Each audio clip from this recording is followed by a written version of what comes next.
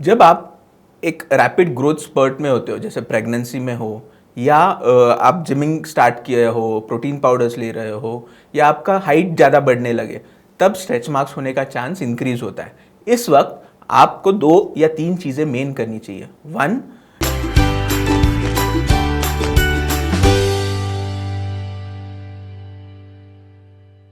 Hi friends, welcome back to our channel. आज हम discuss करने वाले हैं कि स्ट्रेच मार्क्स को कैसे हम ट्रीट करते हैं।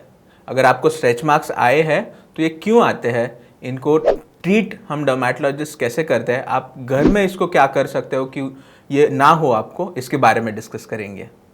फर्स्ट ऑफ ऑल समझते हैं कि स्ट्रेच मार्क्स कैसे होते हैं। जब आपका स्किन, जो एक बहुत इलास्टिक टिश्यू होता है, वो रैपिडली स्ट्रेच हो जाए, कुछ हफ्तों में या कुछ महीनों में रैपिडली स्ट्रेच हो जाए और वापस कम हो जाए, तो ये फट जाता है।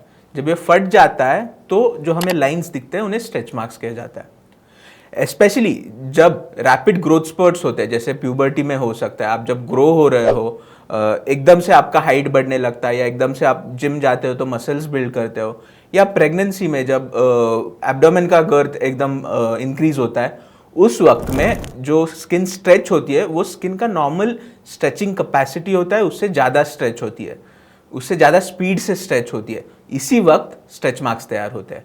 स्ट्रेच मार्क्स इनिशियली जब होते हैं तब रेडिश कलर के होते हैं। बाद में जैसे जैसे टाइम जाए, वो स्ट्रेच मार्क्स मैच्योर हो जाए, तब वो वाइटिश कलर में चेंज हो जाते हैं। सो अगर आपको रेड स्ट्रेच मार्क्स है, उसका मतलब है कि वो इनिशियल स्टेजेस में है। इस इनिशियल स्टेजेस में स्ट्रेच मार्क्स को ट्रीट करना या आगे जाके वो बढ़ ना जाए या वाइटिश ना हो जाए, ये इजी होता है। एक बार आपके स्ट्रेच मार्क्स वाइट हो जाए, तब उनको जो ट्रीटमेंट्स होता है वो क्रीम्स के लेवल पे पॉसिबल नहीं होता है। तब उनको हमें क्लिनिक में ट्रीटमेंट या वेरियस प्रिस्क्रिप्शन मेडिसिन की ज़रूरत पड़ती है।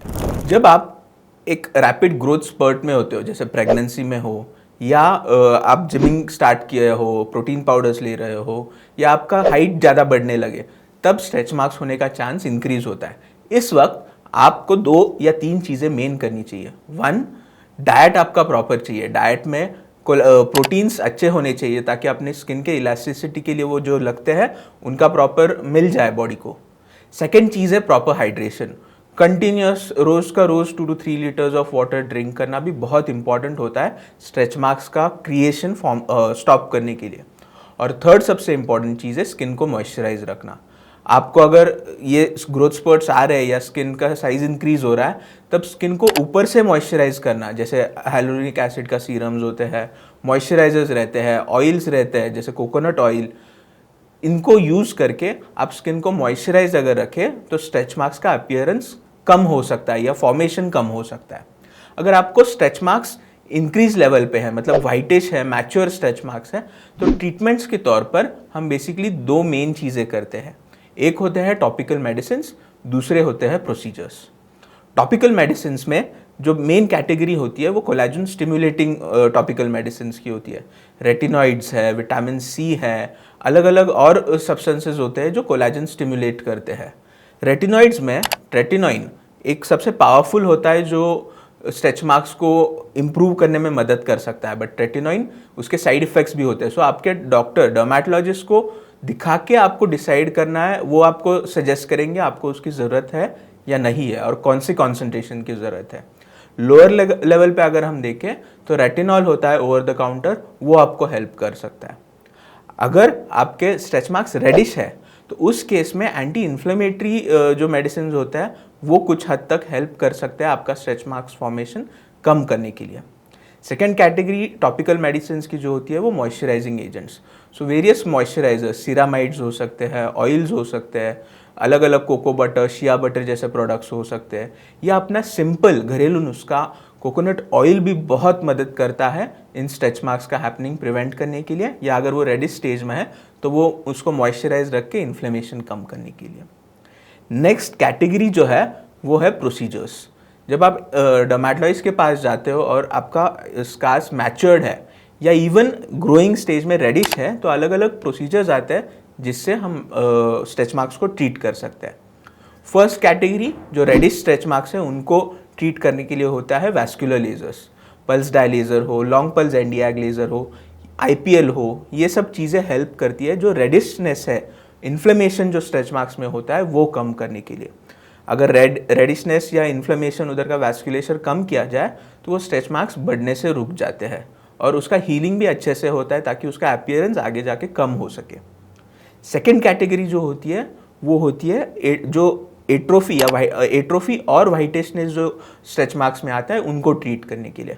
उस केसेस में हमें स्किन के में जो कोलेजन है उसका फॉर्मेशन स्टिमुलेट करना होता है।